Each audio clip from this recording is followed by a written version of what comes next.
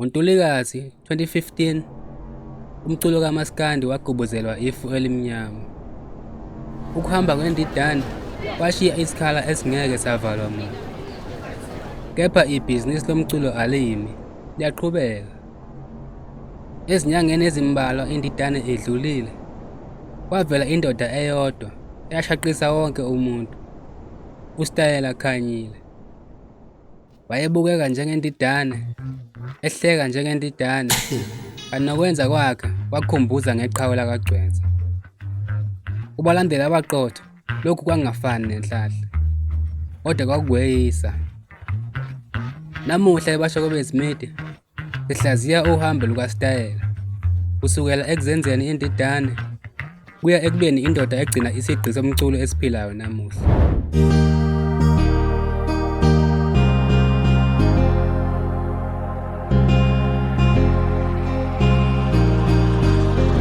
Kungani abalandeli abemzonda kangaka uStayela? Okokuqala, kwakuyisikhathi lapho khona iNdidane isanda kukhothama. uStayela wase eguqula igama lakhe la ku-Facebook wathi umsuli wezinyembezi zamageza.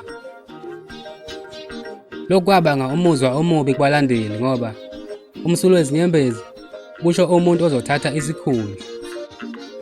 Ngisho nomfelokazi weNdidane uZothenza Iqubu Gcwensa wakhuluma ngezinhlungu ethi lesi senzo siphinda sivuse isililo nomunyu emndenini. Kanti abalandeli bamageza bazi bamthumelela ngezinsongo zokufa, bethi akasoze ayithatha indawo yeNdidane. Lena kwakuyimpi ephakathi kokufuna ukwenza inzuzo ngegama lakhe nalabo ababefuna ukuhlonipha igama lakhe. Wayezama ukuqonda ukuthi kungani intukuthelo yayingaka ngoStayela. Umlandeli weNdidane umtshengiseni kwangeyena nje umculo, kepha kwakuyiqhawe elivikela isithunzi sabo, iqhawe elibakhumbuza izikhathi ezimnandi. Manje uma kuvela umuntu ozibiza ngomsuli zinyembezi kusadlule isikhathi esincane behanjelwe iqhawe labo, abalandeli lokho bakubona njengesenzo sokungahloniphi. Kwakungekhona nje ukuthi uStayela akwazi ukucula, kodwa kwakuwukuthi isikhathi sasingavumi. Kwakufanele alinde abalandeli baphole. Yize-ke ibhizinisi wayengaphansi kwalo, lona lalingavumi ukulinda. Kodwa khona kunjalo, umlando unezinhlangothi ezimbili. uStayela waveza ukuthi wayengazenzeli le migilingwane eyacasula abalandeli, kepha wayeyisiboshwa senkontileka owayesayinile nenqubomgomo yayo. uBhakanzama we-Ezgabhaka Productions wamphoqa ukuthi alingise iNdidane ngoba wayebona ithuba lebhizinisi. Wamphoqa ukuthi asebenzise ama-backing vocalist eNdidane, uNjengcane noKhathalane, ukuze umsindo ufane ncamashi. Konke lokhu uStayela wakuchaza njengesihogo esigcwele izinsongo, kodwa uBhaka wala waphetha ukumkhulula kuleyo nkontileka enesivumelano sokuzenza iNdidane yama-albhamu ayisihlanu. Lapha sibona umhlahlandlela webhizinisi ungena empini nomhlahlandlela wesiko, lapho kumele kuhlonishwe khona umuntu ongasekho.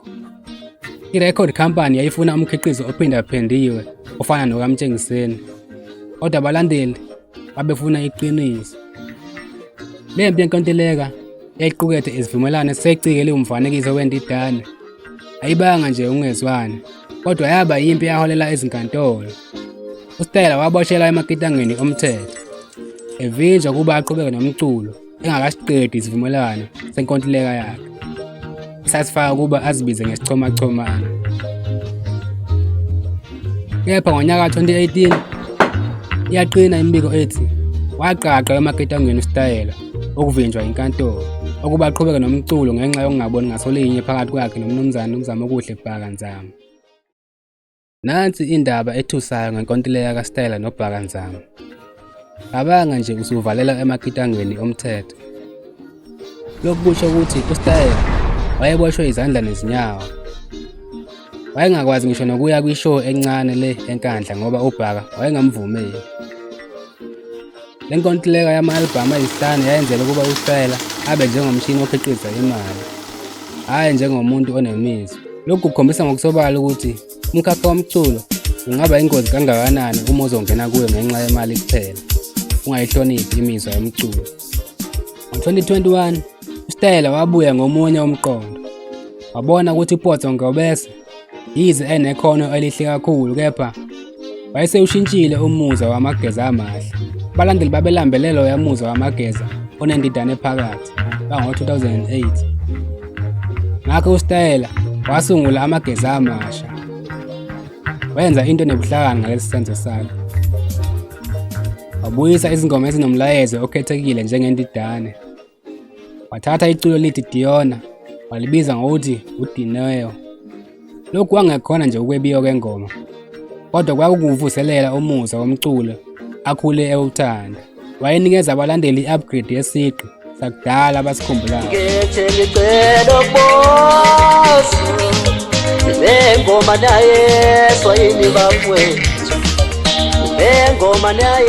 uStayela wakhombisa ukuthi ungumhlaziyi wendidane, hhayi isithunzi sayo kuphela.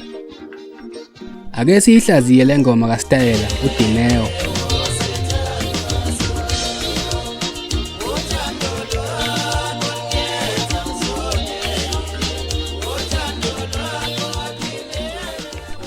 Ngo-2004, ingoma uDiona yathandwa izwe lonke ngomlayezo wayo nangoshuni wayo wawuhlukile ngaleso sikhathi. uStayela ngokuyikhipha ngoDineo le ngoma wayengathathi nje iculo, kodwa wayevuselela lowo muzwa omdala owawuthandwa izwe lonke. Wawusulahlekile ngisho nakumageza amahle uqobo.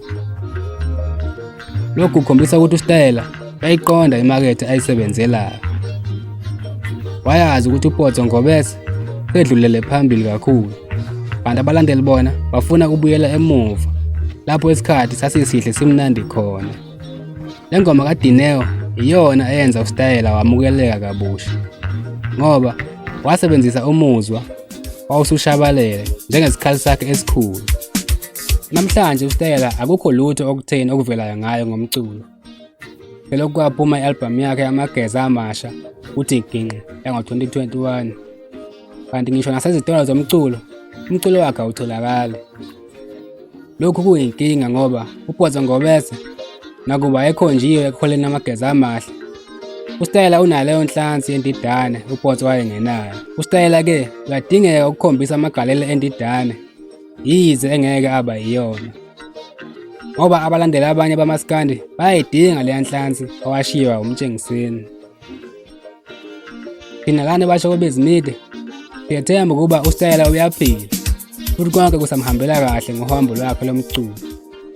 Yazise kuma-comment, ngibuza kubalandeli, ingabe uStayela kumele abuye azovala lesi sikhala, noma mhlampe amagalelo endidane kumele avalwe ngayo indidane lapho yashiya khona? Kanti uma ungasubscribe, cela usubscribe kuBashokobezi Media. Ekugcineni kufanele sizibuze umbuzo obuhlungu. Ungani umculo kaStayela ungasekho ezitolo ezinkulu zomculo? Lokhu kusho ukuthi uma thina eBashokobezi Media singakhulumi ngaye, umlando wakhe wokuzama ukuhamba ezinyathelweni zeqhawe lakhe indidane uzoshabalala. uStayela uphethe inhlansi ebaluleke kakhulu. Uma engabuyi lo msindo wendidane esiwuthandayo, ungase ushabalale ingwenya phakathi. Sidinga uStayela ukuba aphume ebumnyameni, asitshele ukuthi kwenzekani, ngoba thina abalandeli salinde elikhulu kuyena. Kanti uma ungasubscribe, cela usubscribe, ushaye nensimbi yama-notification. Sizobonana kwividiyo elandelayo. Kulungile.